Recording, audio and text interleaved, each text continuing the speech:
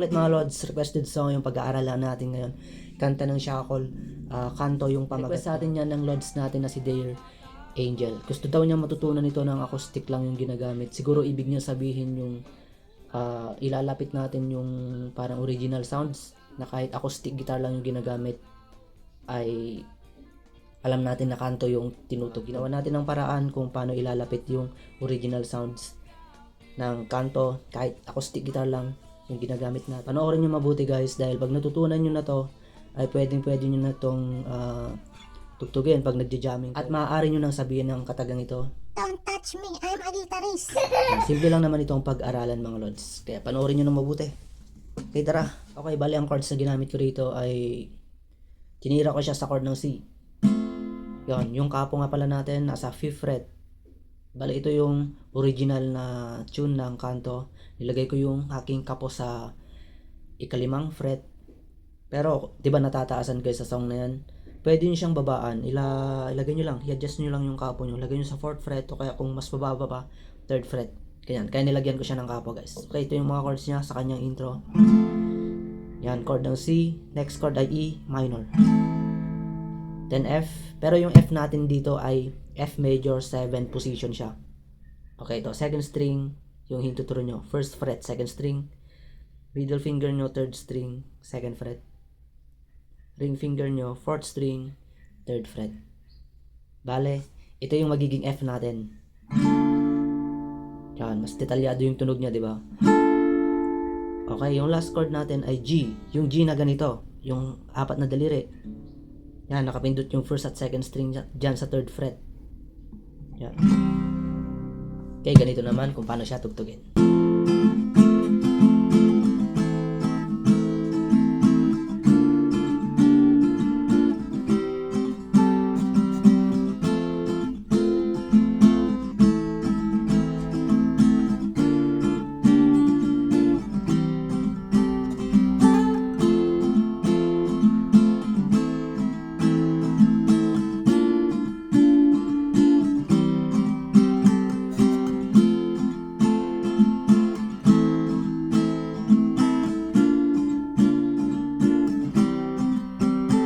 Yung 4 na chords na yan, 4 times yung gagawin.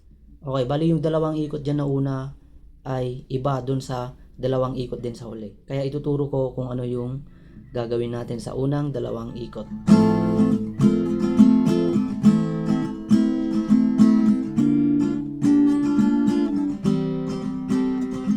Bali ganun yung pattern na gagawin natin. Unang chord yan, di ba C? Ganito yan. Down, up, down, up. Ipapakita ko kung ano yung strumming pattern yan. Yan. Diba? Down, up, up. Yang DU guys ay down, up yan ha. Yung D down, yung U up. Okay, down, up, down, up. Okay, next. Diba yung nakakulong na letter D? Kinulong ko yung down. Ibig sabihin yan ay meron akong dinagdag na pinindot dyan. Sinama kong pinindot yung first string dyan sa first fret. Yan. Bali, inipit ko ng ganyan yung first at second string. Parang nakasiyan, dinamay ko lang yung first string. Then, inalis ko rin agad. Nag-normal C din ako. Tapos, up, down, down. Then, down, up. Bali, mabilis yung ginagawa to guys ha. Yung strumming pattern niya yan. Ganon yung strumming pattern niya.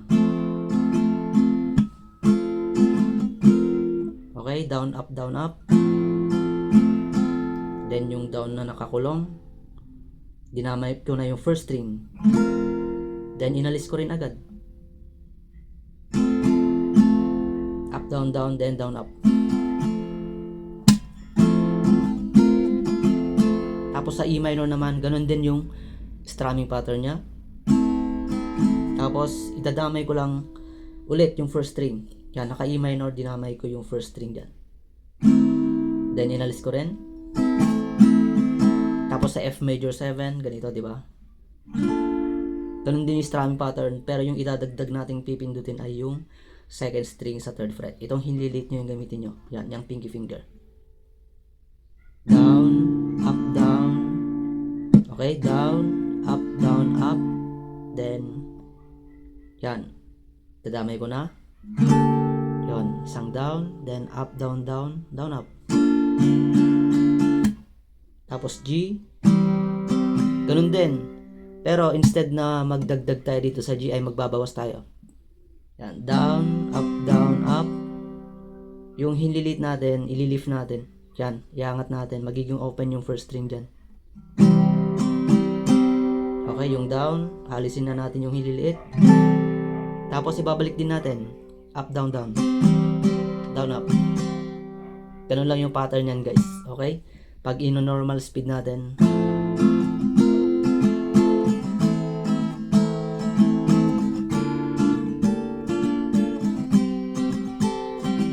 Yan, dalawang beses ulitin, di ba?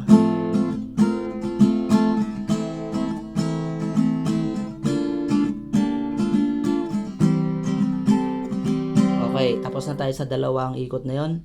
Then, yung last na dalawang ikot ay pag normal chords na lang kayo. Pero bago nyo gawin yon ay, di ba, nagtapos sa chord ng G, gawin nyo muna to. Yan, yung third string, kalabitin nyo. Nakaganyang G, di ba, yung apat na daliri. Third string muna, kalabitin nyo. Tapos yung second string, i-slide nyo yan sa 5th fret. Then, ibabalik nyo rin sa 3rd fret. Ganito. Tapos, magsisi na kayo. Yung strumming pattern naman yan sa dalawang last na round ay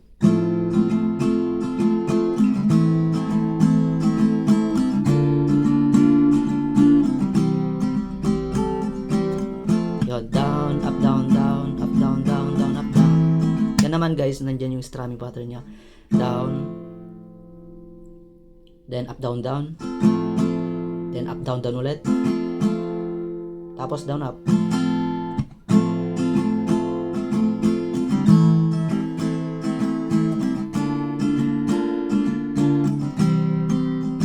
Pag nakarating sa G, guys, ay ililift nyo ulit yung pinky finger nyo. Tapos babalik nyo. Ganito. Yon. Angat. Balik. Then C ulit.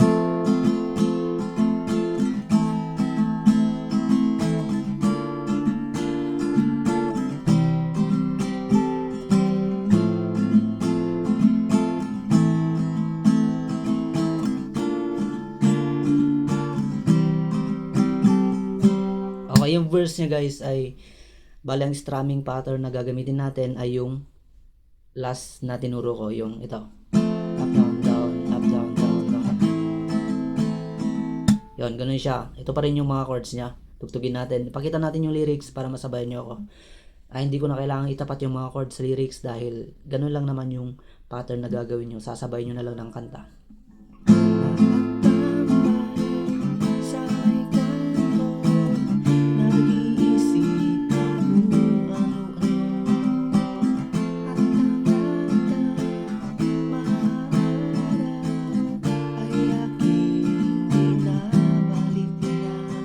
Dito sa verse niya guys ay nagno-normal G na lang kayo. Hindi na natin iaangat yung hinilit natin. Basta nagno-normal G na lang kayo.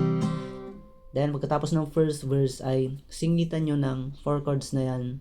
Isang round lang naman. Ang gagawin nyo ay yung ginawa natin sa unang tinuro ko, sa unang part ng intro, yung ganito.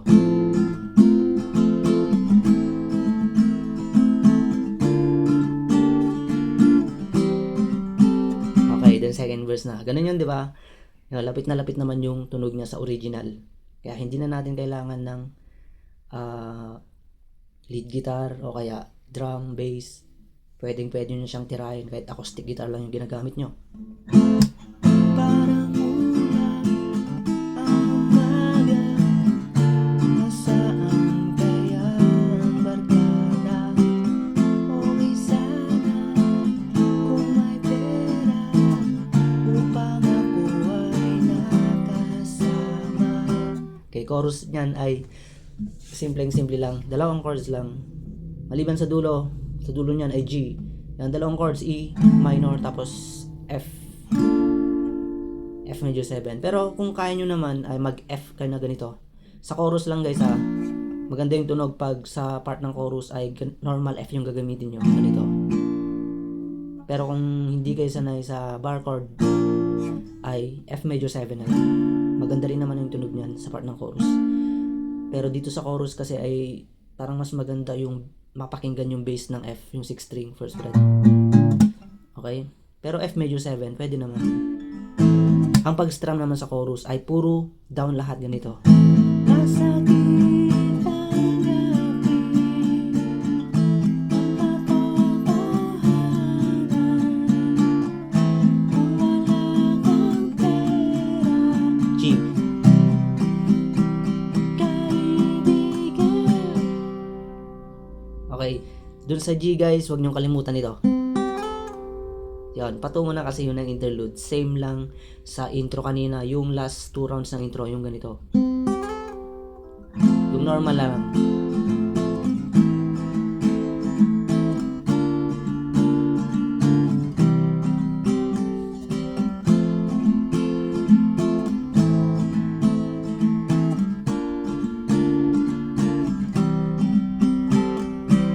Then, third verse na doon. Kasama, magtropa, sa inyong ako'y gitarista, umaawit.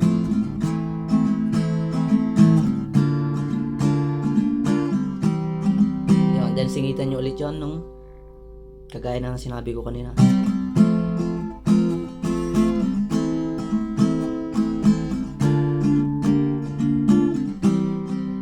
Okay, then fourth verse. Balang araw, konting tiyaga, makatitigim na rin ang ilaga. Bahay at lupa, maraming pera, pagkat ako'y makakasama ko na. Then chorus ulit.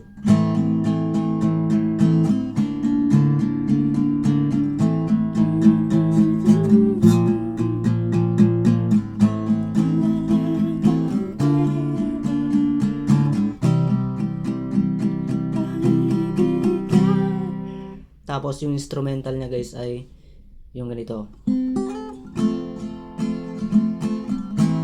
Kagaya ng interlude, 2 beses yung uulitin. Tapos ulitin niyo yung chorus. Tapos ang chorus ay meron siyang last verse, 'di ba? Fifth. Okay, parang outro na rin 'to. Last verse niya. Same chords pa rin naman. Yung nakatambay sa may kanto, naiinggit sa pagyaman mo, nakangiti, nakatawa, napapalunay sa problema. Tuloy-tuloy na tong mga chords na to.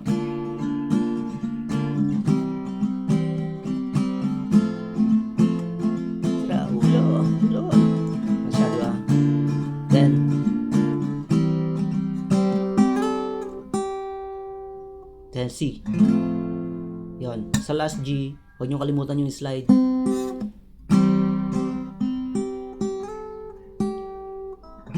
Yan. Then tapos na yung song. Huwag nyo kalimutan mag-like. Tapos pa-subscribe na rin. Para malaman nyo kung meron akong next day upload na video. Yun lang. Maraming salamat po.